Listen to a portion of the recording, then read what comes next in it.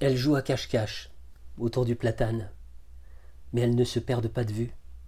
Elles savent que la brune va partir et que la blonde restera là. Elles n'y croient pas. Et puis soudain, une voix d'homme. Maintenant, il faut se quitter. La blonde, c'est moi. Et c'est mon père qui parle. J'ai éclaté en sanglots, j'ai pleuré sans pouvoir contenir mes larmes. C'était comme une révélation. Pleurer parce qu'on se sépare. Ce souvenir d'enfance, ce moment inaugural, à la fois banal et bouleversant, c'est le fil rouge du livre de Catherine Chabert. Il révèle combien les séparations, et même les plus ordinaires, et aussi les disparitions, laissent des empreintes durables dans notre psychisme. Si pour Freud, aimer et travailler constituent les deux grandes entreprises d'une vie, la psychanalyste Catherine Chabert propose d'y ajouter être capable de se quitter. Elle nous entraîne ainsi dans un voyage à travers les séparations qui jalonnent inévitablement toute vie humaine. Souvenirs, récits cliniques, réflexions psychanalytiques nous font nous interroger sur ce que signifie véritablement se séparer. L'ouvrage est structuré autour de 3 grands thèmes, l'angoisse, le deuil et la douleur, ces formes multiples de la souffrance qui est liée à la perte.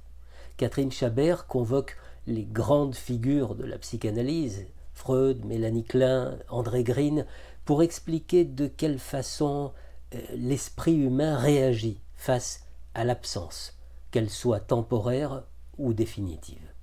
Elle explore ensuite ce qu'elle nomme les humeurs noires, ces états de dépression et de mélancolie où le lien à l'autre se délite.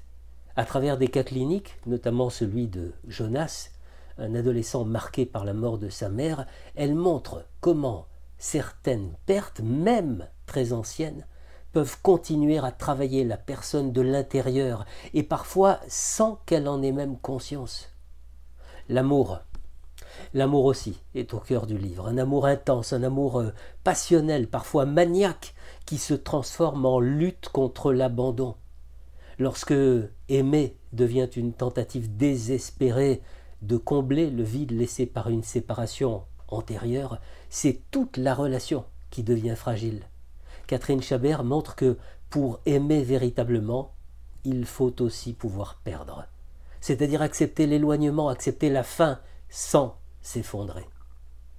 Alors comment vivre une séparation sans s'y noyer? Comment le lien à l'autre, qu'il soit thérapeutique, familial, amoureux, comment ce lien peut-il être un soutien pour apprivoiser la perte, pour reconnaître la douleur et finalement avancer?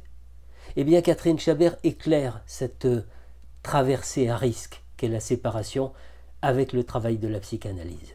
Et au-delà des concepts, au-delà des cas cliniques, son ouvrage rend hommage au processus analytique lui-même, à cette présence constante mais non envahissante de l'analyste qui rend possible une séparation en douceur, une forme d'adieu qui ne détruit pas.